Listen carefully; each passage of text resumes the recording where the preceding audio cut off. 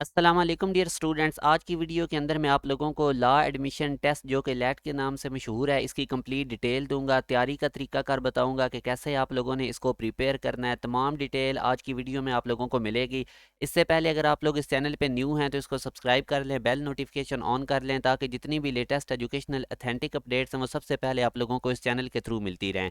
तो याद रखें कि ये जो लैट का टेस्ट है ये HEC की तरफ से कंडक्ट किया जाता है। ये LLB 5 ईयर्स के प्रोग्राम्स के लिए होता है। LLB 3 ईयर्स का प्रोग्राम ख़त्म कर दिया गया है। चाहे आपने किसी प्राइवेट इंस्टीट्यूट्स में एडमिशन लेना है या गवर्नमेंट में लेना है, अगर आप लॉ करना चाहते हैं, LLB 5 ईयर्स करना चाहते हैं तो ये टेस्ट देना कंपलसरी है। अब ऐसे नहीं होगा कि आप जैसे कोई यूनिवर्सिटी अगर अपना टेस्ट कंडक्ट करती है तो उसकी बेस पे वो आपको दाखिला दे देगी। ये लैट का टेस्ट दिए बगैर आप LLB 5 ईयर्स प्रोग्राम में दाखिला नहीं ले सकते। तो ये बहुत ज़्यादा इंपॉर्टेंट टेस्ट है।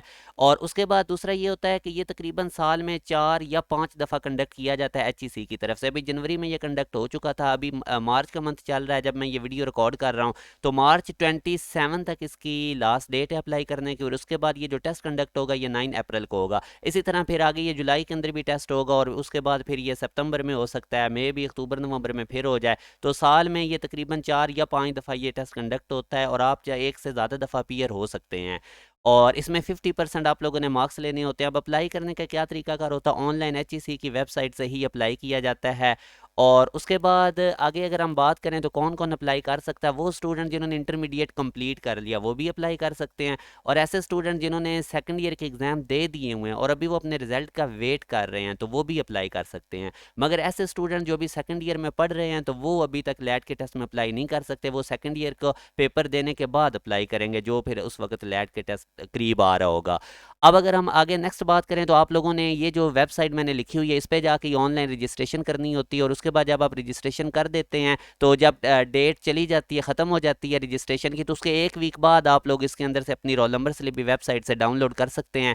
अब मैं आपको पूरा तरीकाकार भी इसमें बताता हूँ। आपने ईमेल और SMS वही, फ़ोन नंबर वही प्रोवाइड करना है ऑनलाइन रजिस्ट्रेशन में जो आपका वैलिड ईमेल हो और फ़ोन नंबर आपका ऑन हो, क्योंकि आप लोगों को ईमेल या मोबाइल नंबर के थ्रू ही मैसेज करके तमाम डिटेल बताई जाएगी आपकी एग्जामिनेशन डेट, टाइम की और जगह के बारे में कि कौन सा आपका सेंटर है। तो इसलिए अपना ईमेल भी वैलिड प्रोवाइड करें और ऐसा मोबाइल नंबर भी आपका वैलिड होना चाहिए। और उसके बाद आप लोगों ने रोल नंबर स्लिप उसी तरह आप जब प्रिंट आउट निकालेंगे तो उसके साथ ओरिजिनल CNIC भी चाहिए होता है एग्जाम सेंटर में ये टेस्ट देने के लिए। अब तरीका कर क्या होता है, सबसे पहले आपने इस वेबसाइट पे जाना है, वहाँ पे ऑनलाइन रजिस्ट्रेशन करनी है। अगर ऑनलाइन रजिस्ट्रेशन करते हो किसी किस्म का भी मसला हो रहा है तो आप लोगों ने onlinehelp.government.pk इस पे मेल करके आप सारी डिटेल ले सकते हैं, पूछ सकते हैं जो भी प्रॉब्लम हो। और 1800 इसकी फ़ी होती है जो जमा करवानी होती है। आप जब बैंक के थ्रू ये जमा करवाएंगे तो उस रसीद को स्कैन करके आप लोगों ने अपलोड करना होता है और ओरिजिनल फ़ी रसीद भी आप लोगों ने एग्ज़ाम सेंटर में साथ लेके जानी होती है। और इसके अलावा अब आप लोगों ने, ये मैंने बता दिया था कि मार्च 27 तक इसकी लास्ट डेट है अप्लाई करने की। इसके बाद अगर हम लैट के सिलेबस की बात करें तो ये 100 मार्क्स का टेस्ट होता है और इसके अंदर सब्जेक्टिव में आप लोगों ने एक ऐसे लिखना होता है 15 मार्क्स का और एक पर्सनल स्टेटमेंट लिखनी होती है। आप उर्दू में भी लिख सकते हैं, इंग्लिश में भी लिख सकते हैं। ये 10 मार्क्स की होती है। अब ऐसे में आप लोगों ने मार्कर नहीं यूज़ करना, आप लोगों ने इसमें पैराग्राफ की फॉर्म में लिखना है। पहले पैराग्राफ में अपने इंट्रोडक्शन लिखना है, जो भी आप लोगों को टॉपिक मिला हुआ। फ़र्ज़ करें कि आप लोगों को ऑनलाइन एजुकेशन के ऊपर टॉपिक मिला हुआ तो इंट्रोडक्शन में आप उस टॉपिक के रिलेटेड कुछ भी लिख सकते हैं।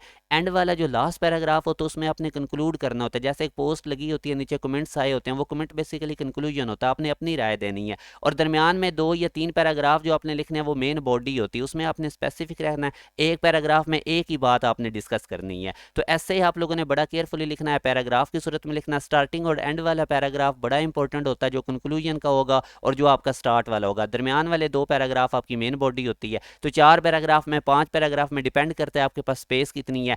पर्सनल स्टेटमेंट बहुत मैटर करती है, ये डिपेंड करता है। आप इसमें कोई पाबंदी नहीं, आप उर्दू में लिख लें, इंग्लिश में लिख लें, इन्होंने आपका कंटेंट देखना होता है। पर्सनल स्टेटमेंट शुरू शुरू में तो ये ऐसे लेते थे कि कह देते थे आप लायर क्यों बनना चाहते हैं, इस तरह अब नहीं होता। वो आपको कोई टॉपिक बताएंगे और इंटरनेट के रिलेटेड देख लें। उसके बाद टेक्नोलॉजी टेक्नोलॉजी टेक्नोलॉजी के अंदर भी अब आपकी जिस तरह अब ये ऐप्स हैं, वेब डेवलपमेंट है, ये सारा कुछ टेक्नोलॉजी में आता है। और कोविड, ये 3 टॉपिक्स मैं आपको बता रहा हूँ, इनके बारे में आप लोगों ने अच्छी तरह से देख लेना है। पर्सनल स्टेटमेंट में आपने अपना अपना ओवरव्यू देना होता है। जैसे अब ऑनलाइन एजुकेशन को मुल्क में कैसे बेहतर किया जा सकता है, इसके ऊपर पर्सनल स्टेटमेंट लिखें। तो आप लोगों ने अपने व्यूज़ लिखने होते हैं और मे भी इसकी एक पेज तक आपको जगह दी जाती है, तो उसी के अंदर एक ही पैराग्राफ में आप लिख सकते हैं या 2 पैराग्राफ बना लें। एक ही पैराग्राफ में लिख लें तो ज़्यादा बेहतर है। तो इन चीज़ों को आपने याद रखना है।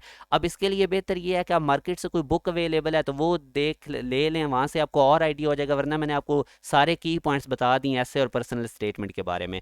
फिर मल्टीपल चॉइस क्वेश्चंस होते हैं। इंग्लिश के अंदर सिनोनिम, एंटोनिम्स और प्रीपोजिशन में से 20 मार्क्स आते हैं, जनरल नॉलेज में से 20 मार्क्स, और इस्लामिक स्टडी, पाक स्टडी, उर्दू के अंदर से ग्रामर, और इनमें से 10-10 मार्क्स होते हैं, और मैथमेटिक्स बेसिक होती है 5 मार्क्स। इंटरमीडिएट लेवल तक ही आपकी इस्लामिक स्टडी और पाक स्टडी के क्वेश्चंस होते हैं। उर्दू की ग्रामर की चीज़ें आपने देख लेनी है इंटर तक, और मैथ बिल्कुल बेसिक होता है, आप लोगों ने मैट्रिक वाला मैथ रिवाइज कर लेना है। जनरल नॉलेज के लिए आप कोई मार्केट से बुक ले लें या कुछ न्यूज़पेपर वगैरह अगर आप देख लेते हैं, उनसे भी काफ़ी आपको इन्फॉर्मेशन मिल जाएगी। तो आप लोग जनरल नॉलेज को भी प्रिपेयर करें, और इंग्लिश आप लोगों ने अच्छे तरीके से देख लेना है, मैट्रिक इंटर वाला।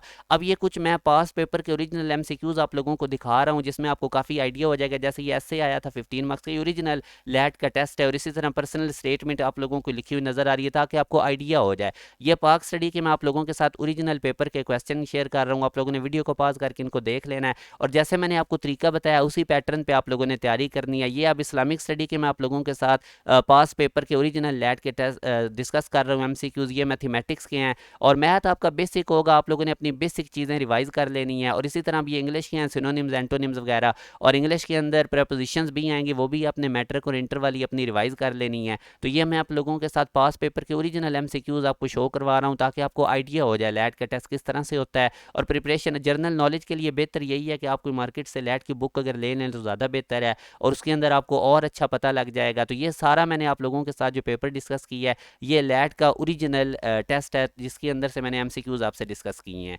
तो इसके अंदर अब मैंने आपको कंप्लीट डिटेल दे लिया। फिर भी अगर आपको किसी चीज़ की ना समझ आए तो कमेंट सेक्शन में आप पूछ सकते हैं। आप चैनल को ज़रूर सब्सक्राइब करें, बेल नोटिफिकेशन ऑन कर लें, ताकि इस तरह की लेटेस्ट एजुकेशनल अपडेट्स आप लोगों के साथ मिलती रहे। अपना ख्याल रखिएगा। अल्लाह हाफिज़।